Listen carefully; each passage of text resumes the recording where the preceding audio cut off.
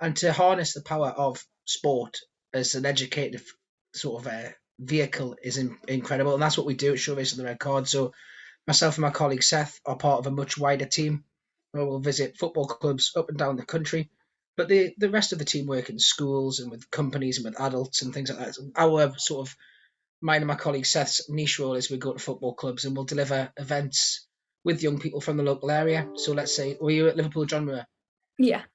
So say we go to Everton, for example, we'll go down to Goodison, we'll work with the community department at Everton, so Everton in the community, and so like the charitable wing of the football club, and they'll invite young people from the surrounding areas of Merseyside to come to Goodison, and then myself and my colleague Seth will take them through a series of workshops. So we'll do anti-racism workshops, just teaching them the basics of how to recognise racism, spot racism, challenge it, report it, and we'll also work through hate crime.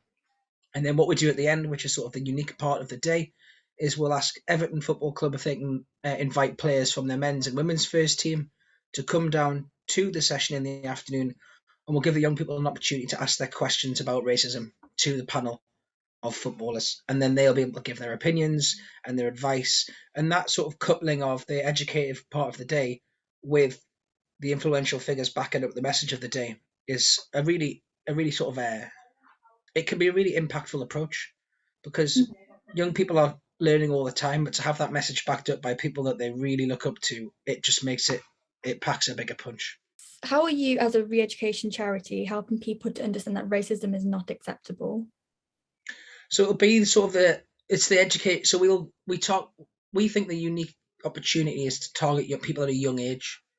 So we run our sessions with primary school children, years 5 and 6. That's myself and my colleague Seth. However, the other teams that we work with can do year 3, year 4, all the way through secondary school up to college level. There's work with universities. There's work with private organisations, um, different public services.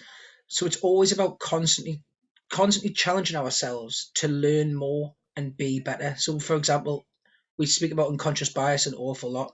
We all have unconscious biases, but we need to have the tools and the understanding to recognize our unconscious biases, question ourselves, and challenge ourselves.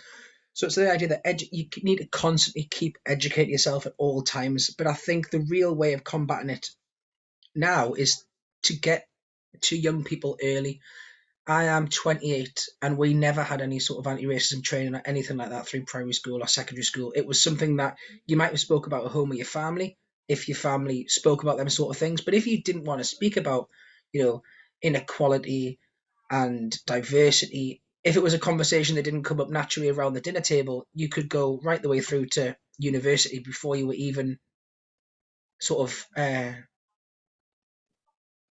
had the opportunity to discuss these things with people. So if we can get in early at primary school level and create sort of a generation of anti-racists, it sounds cliche, but they will be the future leaders and the future professionals. So if they can be anti-racist and even just be given the basic understanding at a young age, which then can sort of set a chain reaction of inquisitiveness to learn more and develop their ideas further, then I think that is the way we